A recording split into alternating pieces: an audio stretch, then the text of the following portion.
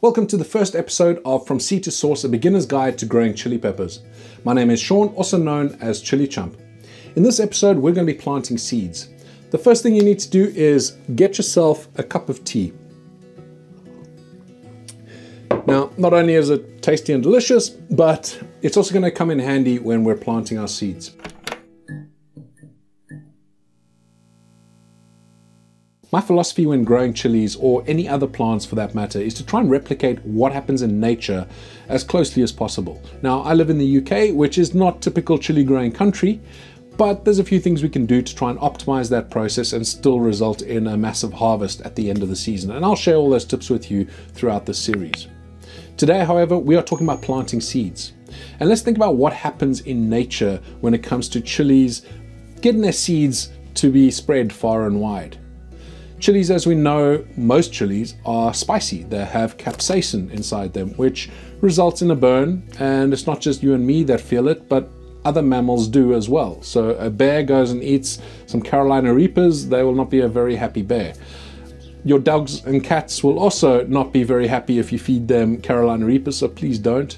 However, if you have birds, feel free to give them as many chilies as you want.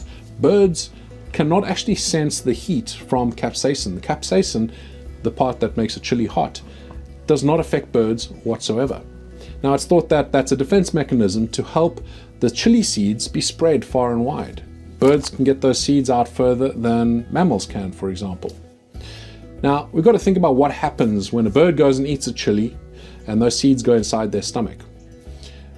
Obviously, the bird flies off and it'll go and poop somewhere, and you'll end up with seeds propagating in the soil and becoming lovely chili plants. So there's two things that are going on there. The one thing is the poop is going to help that seed to have a bit of nutrients to get started, but we'll come on to that in a future episode, what nutrients to use. But in this one, we're interested in the second part of this, which is the scarification of the seeds. Now, in this instance, it's chemical scarification, and scarification just means the softening of the seed shell, and it allows the oxygen to get inside the seed, and it also helps the seed to germinate. This is very important for older seeds, not so important for very fresh seeds, but still it does help. And regardless if my seeds are a month old or 5 years old, I will still do the process I'm going to show you today. The good news is we don't need the digestive fluids of a bird to be able to do our chemical scarification, but we will replicate that in a way. What we're going to use are tannins. Now, this being English breakfast tea, which is just black English breakfast tea, that has quite a lot of tannins in. The other tea that has a lot of tannins in is chamomile tea. So if you can only get hold of chamomile tea, this will be perfectly fine as well. If you make a cup of tea like I've got here, take that tea bag out and put it in another cup. You can use a Pyrex jug or something like that, and put some hot water in that and let that steep for about half an hour or so. Once the temperature comes down on that liquid where it's at room temperature, then we're ready to start our scarification of our seeds. Something else you can use for chemical scarification is hydrogen peroxide. This is 3% strength, which you can get over the counter at a chemist or from Amazon. And this has one other added benefit. If your seeds have a risk of mold on them, if you haven't dried them properly, or you've got some seeds that you're not too sure of the quality of them, hydrogen peroxide will actually help to disinfect those seeds too. We're going to need a 30-to-1 mix. So that means 30 parts water. This is just filtered water, and 1 part hydrogen peroxide.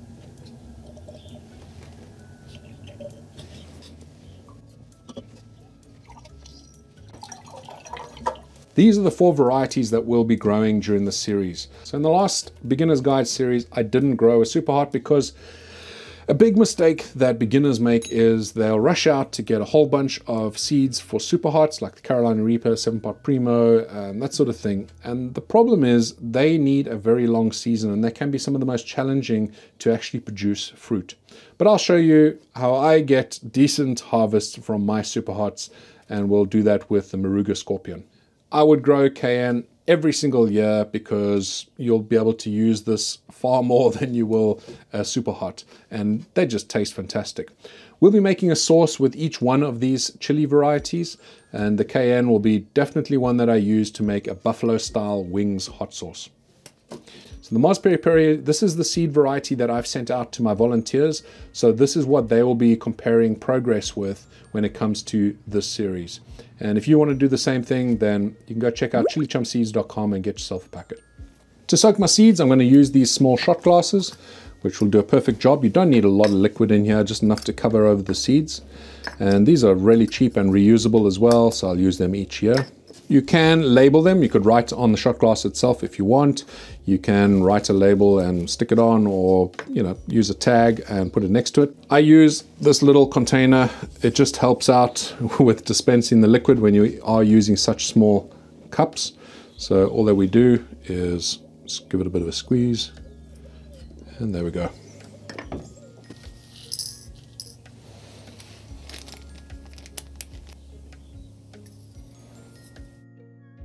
We're going to be using a good quality compost for our germination. This is just plain compost. It's beautiful stuff, lovely and dark, and it's actually quite fluffy as it is. However, there are bits and pieces in there that aren't ideal for germination. So we need to take a riddle, something like this, where we can sieve out any of the big particles.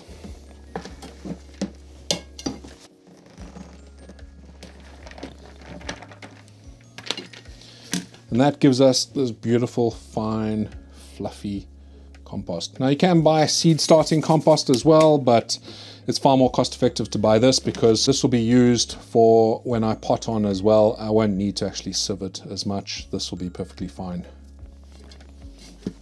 Where chilies typically grow, it's fairly warm. And you've got to make sure that your chilies have a good start to life by trying to replicate that warmth. You want to reach around 28 degrees Celsius. That is not something I can get here in my potting shed. It actually gets below freezing in here most of the time, so I need a heated propagator. Some other ways you can use to heat your trays. If you are doing this indoors, it's a little bit easier because you probably already have heating on indoors. These trays, as long as you make sure there's no holes underneath or you put them inside another tray, you can put that on top of the fridge. Sometimes fridges will be quite warm on the top, and that should be enough to get the temperatures up for you. You can also put this on top of satellite boxes. Sometimes those can be quite warm, but again, make sure that you're not spilling water near electrics. But for me, I'll be doing it inside a heated propagation tray. I'll be using Seedsio to track my plants, so if you do want to follow along, you can go into Seedsio and check out what's going on there. I know this is tray number 12, and I've got it laid out how I want it to be. So I'm just going to mark this tray. You can see I've already put some masking tape over there, but this is tray 12. And then we're going to mark our rows. This just helps me to keep track. It's easy to keep track when you only have one tray, but I'm going to have about 15 trays.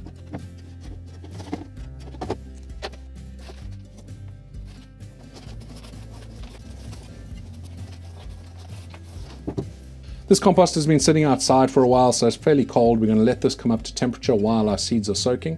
If you want another little trick to help you get better germination rates, stick your seeds inside the fridge for a couple of days before you go and soak them in the tea. What this does is it kind of tricks the seeds into thinking it's gone through a winter cycle and it's now ready for spring when it starts warming up like this. And spring is typically when nature says, hey, we've got to start germinating. So just another little tip that could help you out. It's time for us to plant our seeds. So we're going to start off with our cayenne, which will be taking up this column over here, column E. So here, column E. And all that we do is we stick it on top of the soil. We don't need to embed it very low down. So we just take one seed and get that in there. Now you can put more than one seed in there if you want, and then you just thin out the strongest. That is completely up to you, and it's a good strategy as well if you want to ensure the success of that seed cell. We got there. I'll do column F as well, so we'll add that to Seedsio. Do love my cayenne plants and chilies.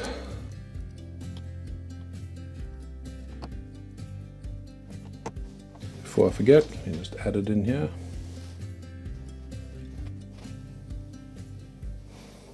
And there we go, so we've got the cayenne in there. So something to point out while we're doing this. You can see in here that some of these are floating. That does not mean that they are not good seeds. So just bear that in mind, don't throw away the floaters. It's not always an indication that they're bad seeds.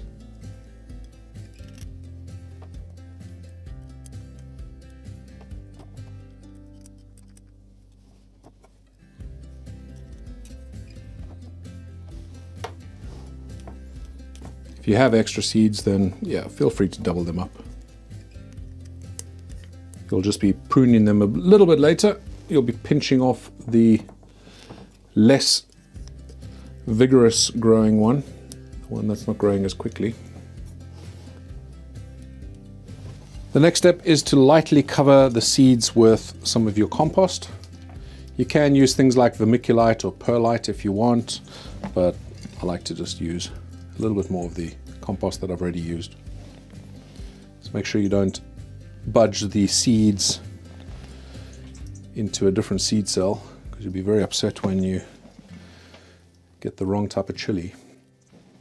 I'm just going to pat down lightly. You don't have to do this necessarily, but that'll be fine.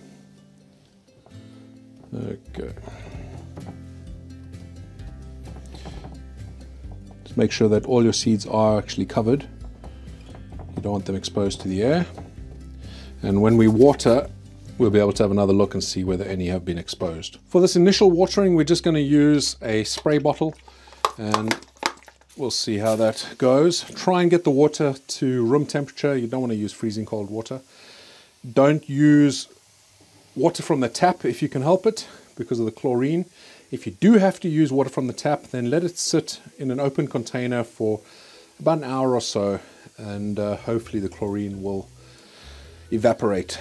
But unfortunately, sometimes it's not just chlorine that's in the water. There's something else called chloramine, which does not evaporate. The water I like to use is water straight from the heavens. So I use rainwater quite a lot. I collect most of it off my greenhouses, and I use that for watering.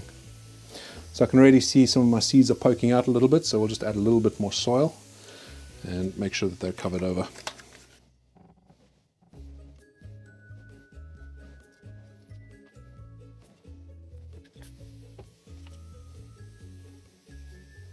Until my plants are outdoors, I will be bottom watering. And the reason for that is, typically you'll have lights overhead, and if you don't have lights, then of course you're going to have some sunshine. And if you're watering from the top, it can cause a green film of algae.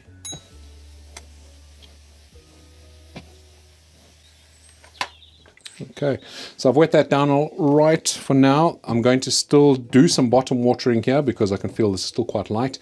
All I've done is settled the top by using the sprayer, and that makes sure that at least from the top the seeds are nice and wet and they are covered over.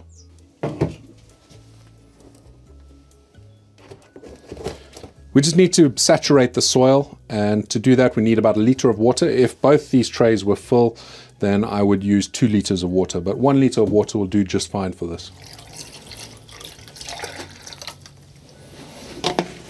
Make sure the water is above the base level, as you can see here, just a little bit, not too much. You don't want this to be sodden wet. This needs to dry out over the next 2 or 3 days, but that is just fine. That means that the water will actually pull up into the soil. Once we've watered from the bottom, we need to get the humidity dome back on to make sure that we keep the moisture inside here. It's a bit of a balancing act, but it is hugely important to make sure that your seeds do not dry out at this early stage. Until they've germinated, you've got to make sure that there's always moisture in here without being too much moisture. So make sure that the humidity dome is on. These flaps, make sure they're closed so no air can get in and out. It just keeps the humidity in here. You should start seeing some condensation on the inside of the dome if it's doing its job, if it's heating up correctly, and if you've got enough water in there. And at this stage, you do not need any light. This light that I have above The plants at the moment, they'll go off in just a bit. Over the next week or two, you're going to experience the miracle of germination. It is one of my favorite things to experience when growing chilies. Now, when that happens, you'll see a little shoot come up and there'll be what are called cotyledons appearing above the soil. They look like leaves, but they're not true leaves.